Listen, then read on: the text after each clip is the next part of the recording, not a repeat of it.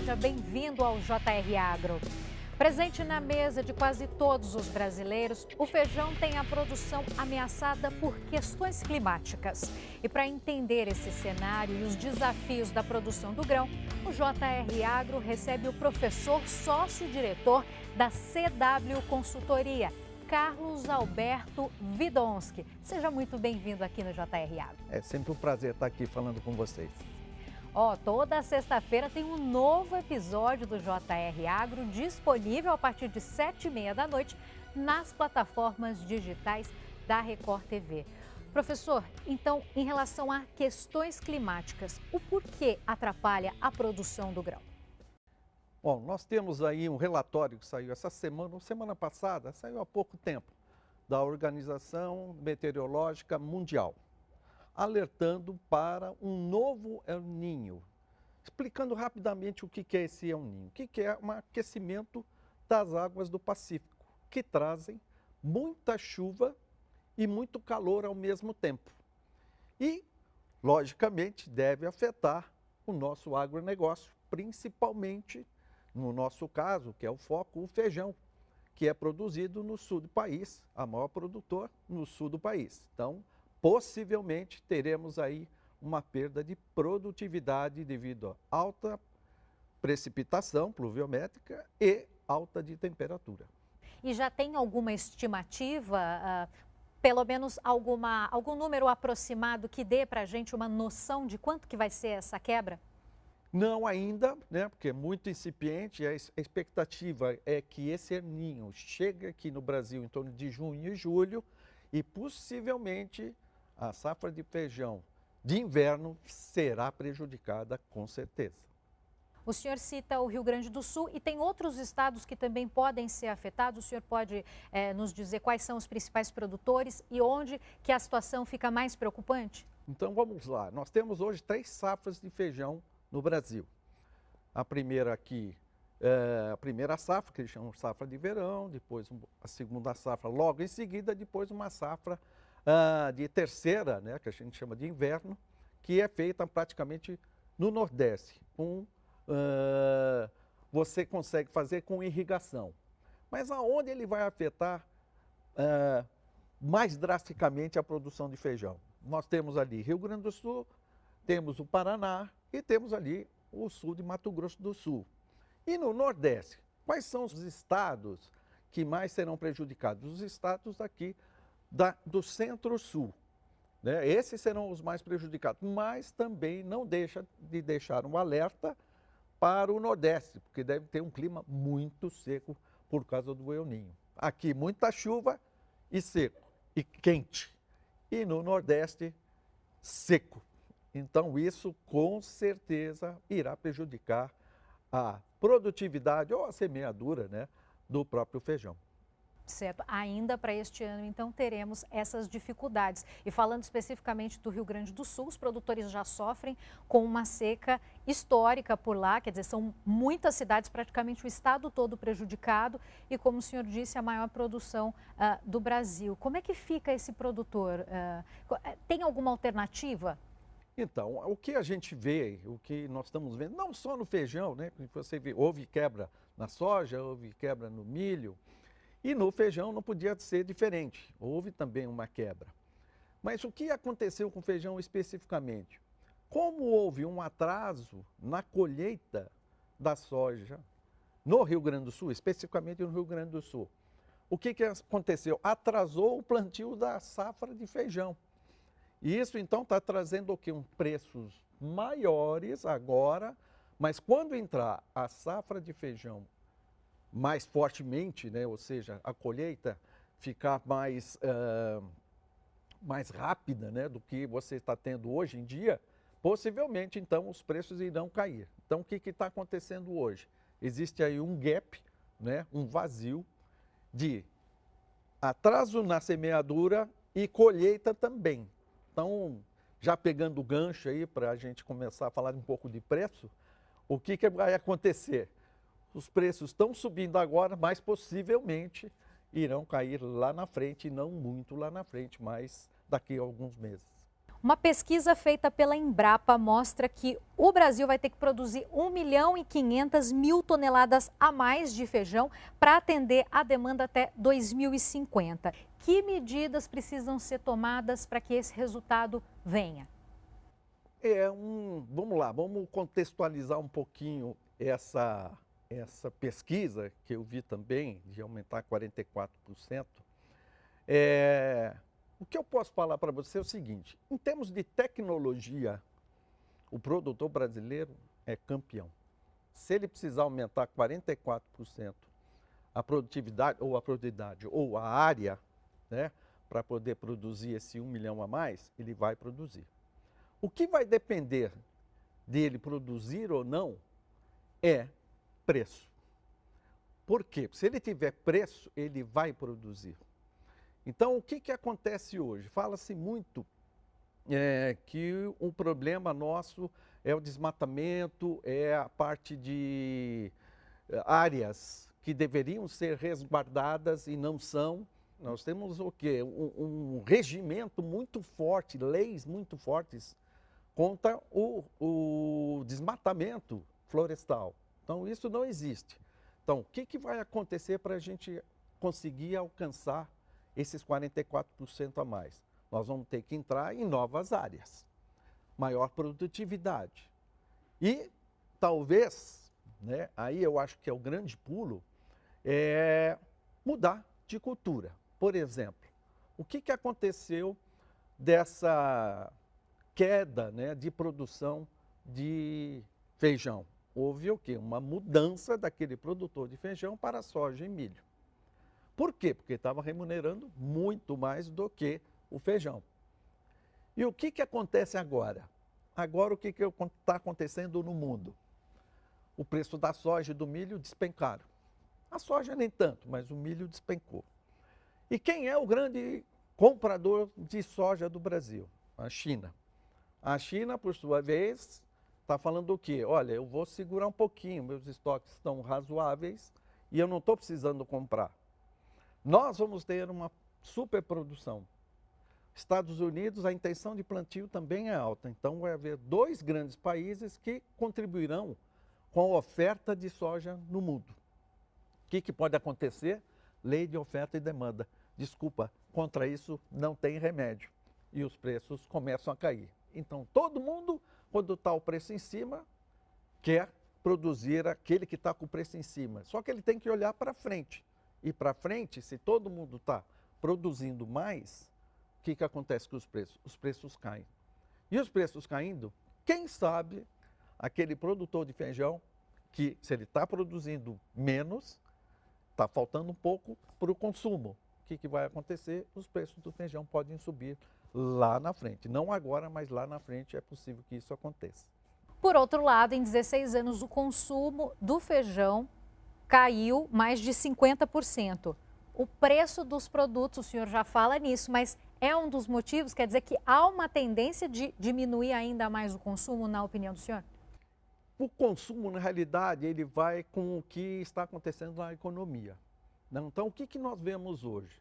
Nós vemos a população procurando alimentos mais baratos, né? População praticamente de baixa renda ou média renda até hoje, procurando produtos mais baratos. Por exemplo, o feijão preto, que é muito mais barato do que o feijão carioquinha, que a gente está acostumado. E outros motivos seriam o quê? Os hábitos alimentares mudaram. Então, hoje está havendo uma substituição de alimentação. Então, o que ele vê hoje? 2 fatores. Falta dinheiro no bolso do consumidor, isso é fato, né? E o que a gente vê na mídia todo dia? A substituição de produtos mais caros por produtos mais baratos. Acho que isso é o primordial no consumo, né? Está diminuindo. Se bem que eu peguei aí uma estatística da própria Conab, em 6 anos o consumo continua o mesmo, 2,9 milhões de toneladas. Professor, são diversos tipos, né, de feijão. O senhor citou inclusive o feijão preto, mas no caso do feijão preto a gente importa, né, feijão. Por quê? Não há um estímulo para a produção desse tipo ou de outros tipos de feijão? Não, o que está vendo? Hoje, se você olhar, os produtores de feijão já estão mudando para o feijão preto. Por quê? Porque também é uma maneira de fazer, remunerar, não sei se num custo mais barato ou não, não dá para saber ainda, mas é remunerar aquela lavoura que ele tem. Então, o que ele faz? Eu importo o feijão preto e eu estou, uma expressão meio engraçada, né? Eu estou fazendo com que o feijão carioquinha fique parado na gôndola e ninguém compre. Então, o que acontece? Eu estou substituindo o meu feijão carioquinha por um feijão preto, onde todo mundo compra. Eu ganho o quê? Na quantidade e perco um pouco na qualidade. Mas, no fundo, ele precisa fazer o quê? Uma equação entre o que eu tenho de custo num e o que eu tenho de custo no e quanto eu recebo, qual é a margem de lucro que eu tenho em um e no outro. Então, você tem aí algumas perspectivas diferentes. A gente importa? Importa. De onde a gente importa? Da Argentina, né? Mas se a gente fizer um balanço aí do que é o mercado hoje, né? O que a gente tem? A gente tem uma produção mais ou menos de 3 milhões de toneladas. Nós temos um estoque de passagem entre 200 e 220 mil toneladas. E aí, o que faz? Nós temos aí, então, 3.200, mais ou menos. E a gente importa 100 mil toneladas, que dá 3.300. Disso tudo, o que a gente faz? Exporta 150 mil. Então, o que nós devemos procurar além do mercado interno? Nós devemos procurar um mercado internacional para dar saída no nosso feijão, que é de boa qualidade. Vale a pena o preço? Aí, o que nós precisamos ver? Se eu tenho uma associação, que eu até conheço o presidente, ele está fazendo um esforço muito grande de abrir novos mercados para o mercado de feijão. Inclusive, acho que eles estão na China, no momento eu estavam por lá esses dias. Abrindo um novo mercado, porque a China é também importadora de feijão. Então, imagina você, com um monte de chinesinho comendo um pouquinho de feijão, o que não vai acontecer?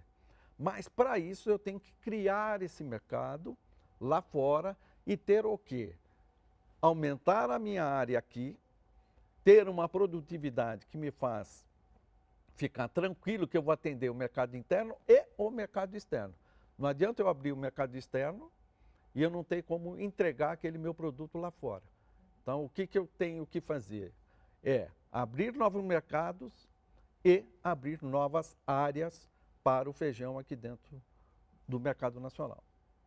Agora, ainda falando de preço, e aí a gente volta aqui para o Brasil. Dependendo da região, o preço do feijão varia para mais do que em outras regiões. Dando um exemplo aqui, em São Paulo o feijão pode ser mais caro, a cesta básica inclusive muitas vezes é mais cara, e tem outros estados que o feijão é mais barato e vice-versa.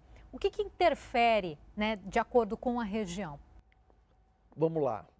Logo de cara eu posso te falar que é o frete. E, gente, se é o frete, que resulta o frete? O frete depende de gasolina e diesel. Então, se nós estamos falando de diesel e gasolina, depende de petróleo. E o que aconteceu com o petróleo nesses últimos 2 anos, para a gente pegar como exemplo? Devido à crise, ou à guerra, né, entre Rússia e Ucrânia, o preço do petróleo disparou. E ele disparando, não foi só aqui no Brasil, como no mundo inteiro, o que fez? A inflação foi embora. E isso fez com que os preços dos combustíveis subissem, né? Assim, a preços que ficavam até inviáveis de você trazer o produto do produtor, do campo, para a cidade. Então, para trazer esse produto do campo para a cidade, tipo São Paulo não tem nada perto. Então, você tem que trazer de fora. Você pode trazer do estado de São Paulo, mas São Paulo também é grande. Então, o frete, com certeza, foi um fator determinante para que o preço aqui, né, nas gôndolas do mercado subisse. Professor, o senhor citou alguns estados que são maiores produtores de feijão, que tem uma produção expressiva do feijão no Brasil. Tem algum estado que está se destacando em relação à produção nos últimos anos, que aumentou ou cresceu? O destaque nesses últimos 6 anos, pelo menos é essa pesquisa que eu fiz, o destaque é a região norte, principalmente o Tocantins, que sai de 4,3 mil hectares produzidos para 26 mil hectares. Então você está vendo aí que, além do que nós estamos falando de produzir a região sul, nós já estamos partindo já para o norte do Brasil. E isso com novas tecnologias, isso que é mais bacana. Que não é só você aumentar a área. Se aumentar a área, tudo bem, ok. Mas eu tenho que trazer novas tecnologias. Hoje você tem monitoramento por satélite, você tem drones, o andamento daquela cultura, se está tendo praga. Essa parte do Embrapa, que também faz um bom trabalho em cima do que está acontecendo daquela plantação, daquele lavoura, né? Tanto de soja, de milho, de feijão, de todo. Então você tem hoje um potencial tecnológico, né? Por isso que eu falei logo na entrevista que começamos, nós não perdemos nada em tecnologia para os americanos, que eram os maiores produtores de grãos do mundo. Hoje, nós já somos maior que eles. Então, em termos de tecnologia, de você saber como está a sua lavoura, eu acho que a gente tem uma nota 10. Então, é isso que a gente precisa ver. Não só o aumento de área, mas o aumento de tecnologia para aumentar a produtividade. Isso com drones, com satélite e por aí vai. E essas ferramentas são acessíveis para o produtor ou isso fica restrito ainda a alguns produtores que têm grandes áreas, que são fazendeiros com um pouco mais de bens, porque os pequenos produtores já têm acesso a esse tipo de ferramenta para melhorar a produtividade? Hoje praticamente são os grandes produtores que têm esse acesso. Mas se você pegar, vamos supor, um acompanhamento por satélite, ele é free, né? Tem lá, você entra lá na Conab, você tem o ZARC, chama-se ZARC, você vai lá e você consegue ver a sua zona, o que está acontecendo, né? Através do satélite. Lógico, numa imagem muito confiável que você não tem, hoje você tem satélite que pega até 30 centímetros da planta no solo. Então, lógico, essa tecnologia é muito mais cara e usada, lógico, para grandes produtores. Hoje, o que eu falo do agro? Existe o agronegócio e o agro familiar, vamos supor, né? É o que acontece. O agronegócio hoje é totalmente tecnológico. E o agrofamiliar, ele tem que acompanhar essa mudança tecnológica que está havendo no mercado agro, e acompanhar. Se não for junto, que não tiver condições, né, financeiras, o que a gente pode fazer? Através de cooperativas, você pode fazer uma associação com uma cooperativa e começar a produzir para vender mesmo o seu produto e ter margem para você continuar na sua atividade agrícola. Hoje o que a gente vê pequenos produtores se juntando, né, fazendo aí uma associação, ou até mesmo pequenas cooperativas, para o quê? Para agregar valor àquilo que eles estão produzindo. E isso é muito interessante. A internet, o 5G, de alguma forma também estimula e ajuda a melhorar esse acesso digital a essas pessoas? Com certeza, né? Com certeza. Hoje você tem muita informação na internet. Hoje você vê tudo o que está acontecendo no mundo, você consegue ver na internet. Se tem uma nova semente sendo construída, né? Vamos pôr assim, né? Uma nova maneira, um novo manejo daquela lavoura, eu também consigo ver, né? Então hoje é muito simples, muito simples entre aspas, né? Porque o agricultor não é nada simples, eu falo para ele que o agricultor, o produtor, né? Agricultor é um cara meio maluco, sabe? Por quê? Porque ele tem que plantar na hora certa, tem que colher na hora certa e depende de quem? Depende de São Pedro, porque se não vier na hora, vai tudo para o ralo. Mas ele consegue aí ser hoje, né, o celeiro do alimento do mundo inteiro, o Brasil. Isso é muito importante para nós. Professor, agora no ano passado foram apreendidas mais de 4.000 toneladas de feijão com resíduo agrotóxico, né? Esse é um tema muito difícil. Essa questão é preocupante, isso tanto para o consumidor quanto para o produtor? Essa preocupação existe e já não é de agora. Você vai ver, foi no feijão, um produto agrotóxico, não me lembro agora exatamente o nome dele, mas não é só no feijão que a gente tem. Então, foi pego no feijão. Mas tem produtos, se não me engano, como o pimentão, como a berinjela, né, tal, que tem muito mais agrotóxico do que o feijão.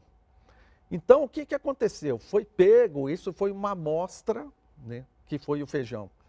Mas o que está acontecendo? Existem outros produtos da lavoura que também têm agrotóxico em demasia.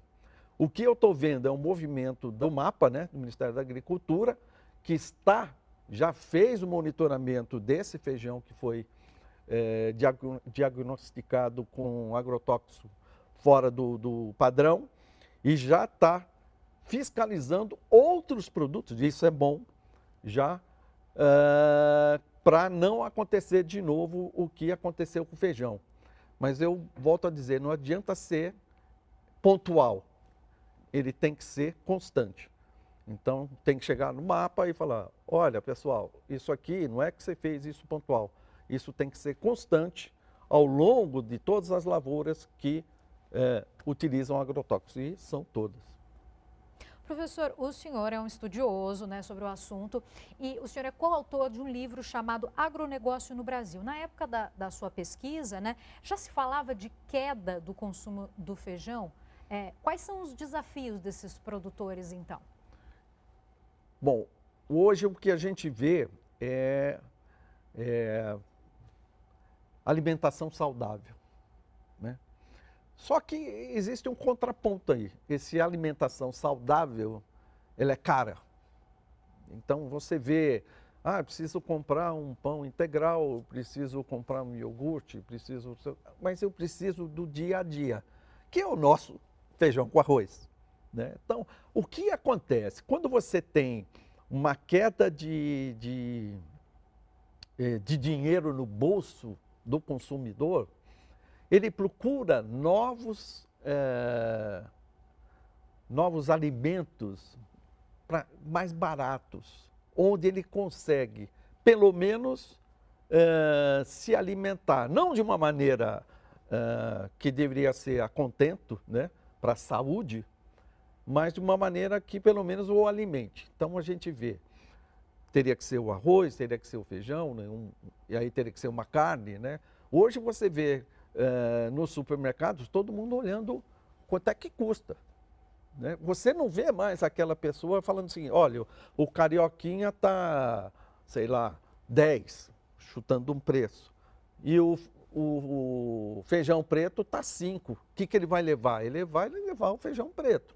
Olha, a carne, o patinho está 40, mas tem, sei lá, o colchão duro que está 20. Ele vai levar o colchão duro, não faz mal que é uma carne não é nobre ou tem uma carne não tão boa para consumo, mas ele vai olhar preço. Então, isso, o que está acontecendo no mercado hoje? Não existe mais uma preocupação de consumir alimentos saudáveis, porque ele é caro. Existe essa preocupação, mas é de uma classe mais alta. Da classe mais baixa, ele não está preocupado se ele vai comer um patinho ou se ele vai comer um colchão duro, ou se ele vai comprar o carioquinha ou o feijão preto.